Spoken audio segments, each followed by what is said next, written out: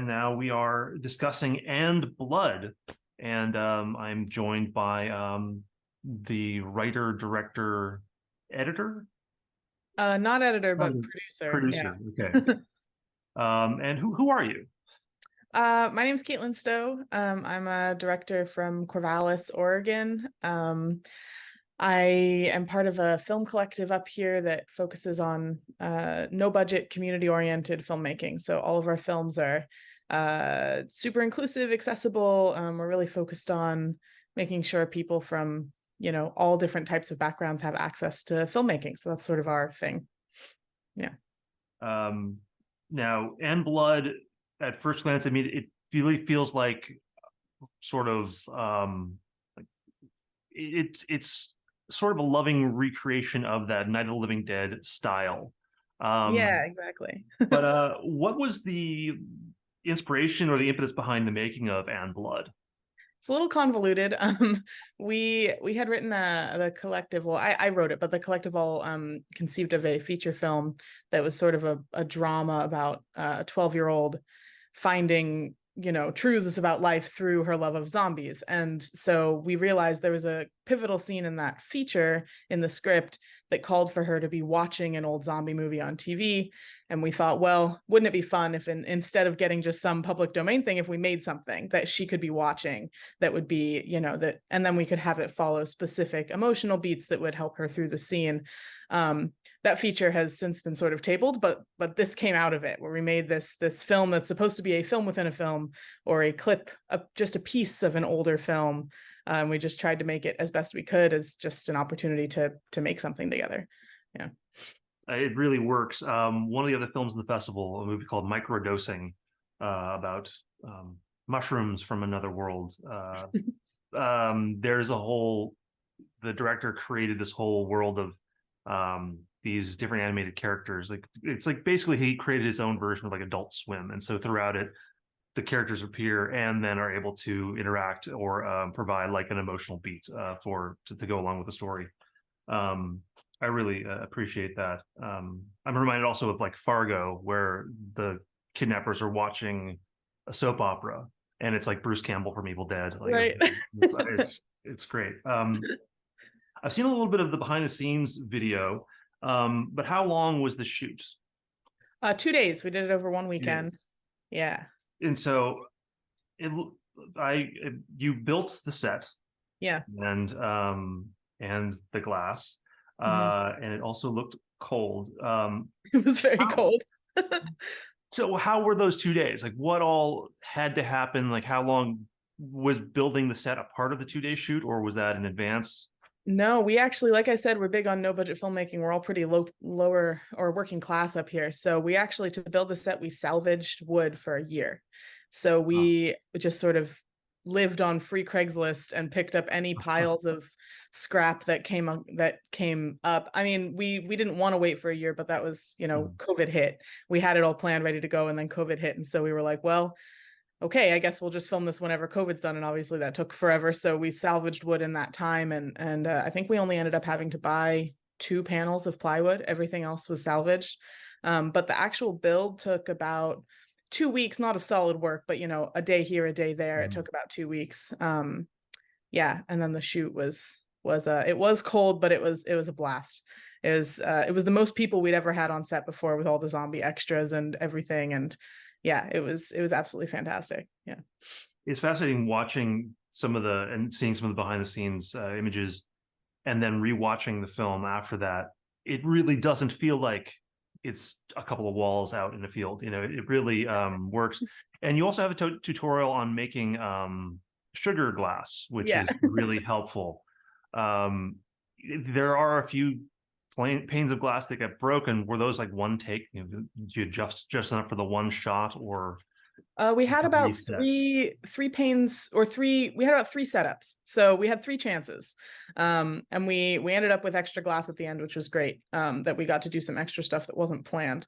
But yeah, no, it took me, I spent months practicing to get the sugar glass right and making the mold, and my kitchen was sticky for months. But to actually make the glass for the film, I took a full 2 days. So 2 full days of just cooking glass where I was just standing in the kitchen in the house where we built the set. So everyone else was out building or working or whatever, and I was inside cooking sugar glass for 2 straight days.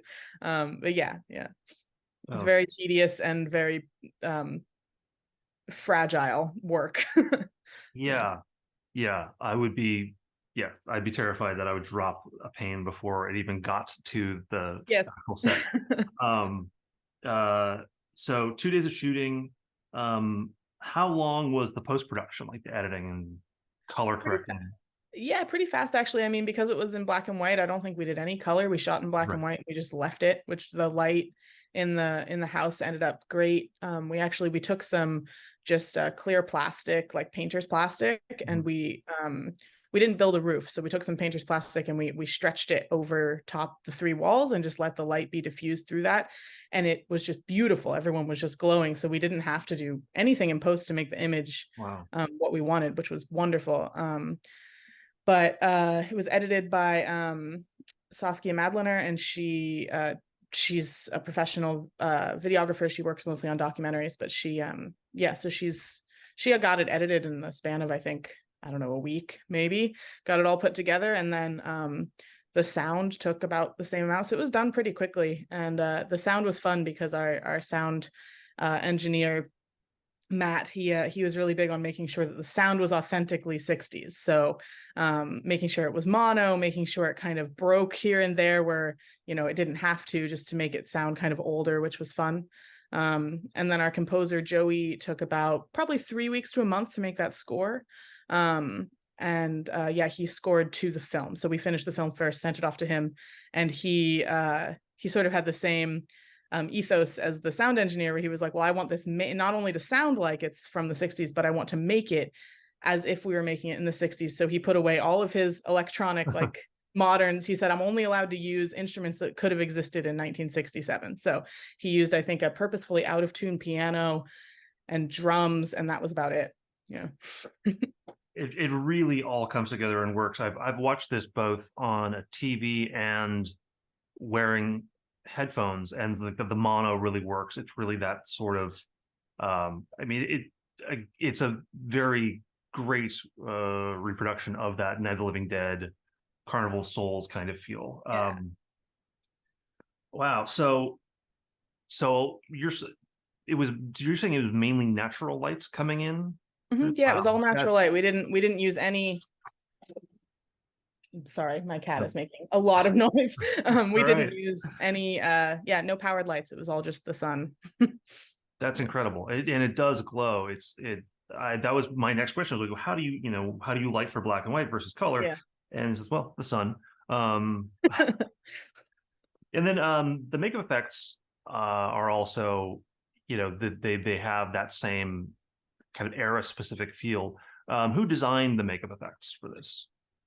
My parents actually. Ah, My stepdad he's an art teacher, and so he had fun coming up with the design of the faces and the makeup. And then my mom has no background in effects or anything, but she's just a huge like DIY enthusiast. She always has some sort of building project going on, so she built all the effects. So all of the gore effects were just came out of my mom's head, and she just spent time in her garage with most of the like blood stuff was done with like garden irrigation piping. So that was her sort of go-to, was like, if it works in the garden, it'll work on somebody's severed head. So yeah. that's great, and it does have sort of there's sort of a sweetness to it, and that makes sense. Um,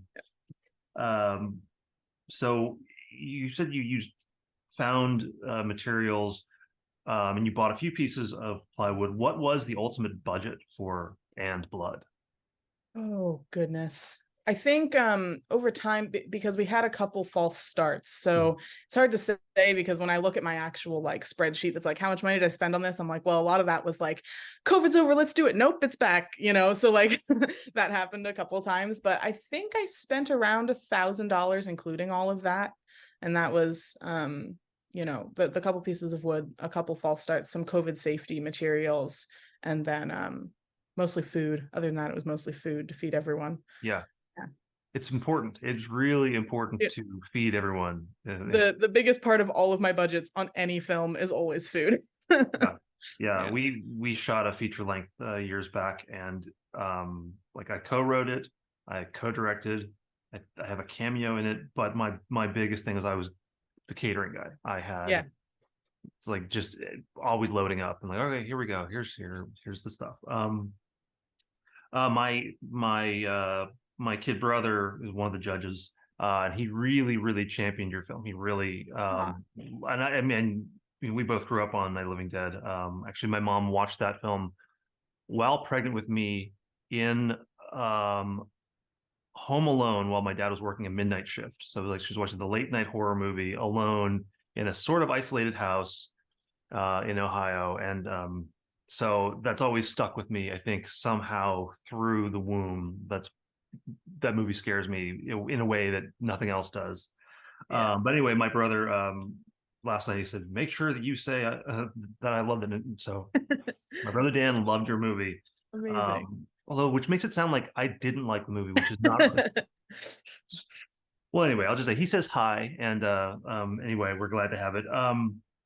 So um, I know that this was really going to be part of a bigger thing. I was reading that.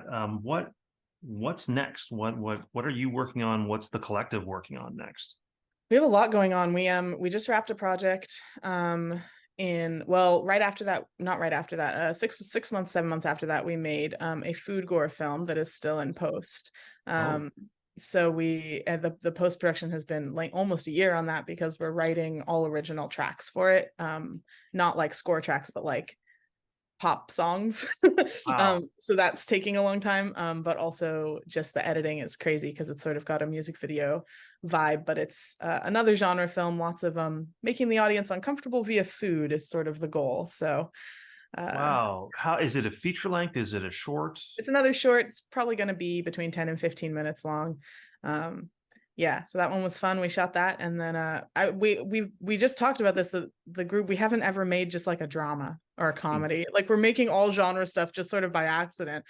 um, we just wrapped on a short that I didn't direct, but I produced and sort of mentored a very green young filmmaker in her first short, and it's another genre, sort of bloody horror film that's actually about necrophilia, so touching on Oh, some interesting fun. topics there. Yeah.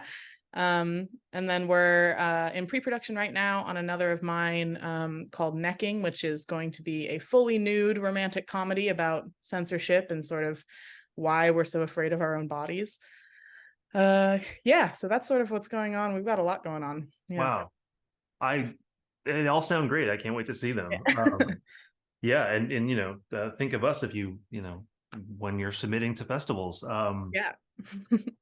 So this is a question I've been asking for a few years, and this is one that I have struggled answering. But what advice would you give to someone who is just about to start making films for the first time, either writing or directing?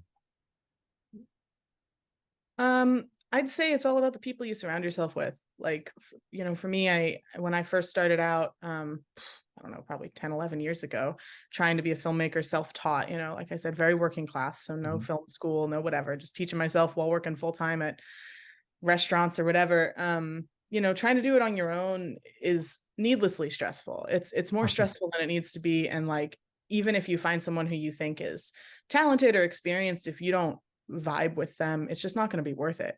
So finding people that you can connect with, that you can trust, that lift you up and that you feel compelled to lift up, that's like, who cares if they're talented? If you're all learning together, that's great.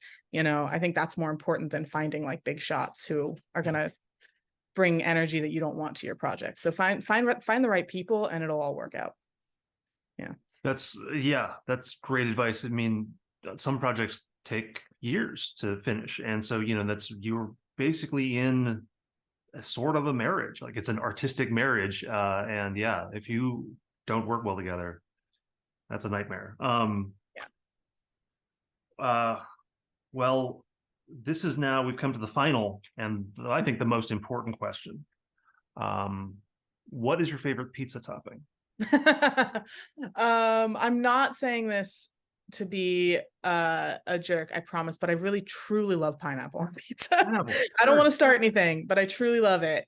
Yeah, a pineapple mushroom combo is my go-to, but Pineapple pineapple mushroom. pizza. Okay, Yeah. I haven't had pineapple mushroom. I mean, back when I ate meat, I had pineapple ham, and the thing is, I don't like ham, so that Yeah. was so Yeah. pineapple mushroom. Okay, I'll give that a shot. Yeah.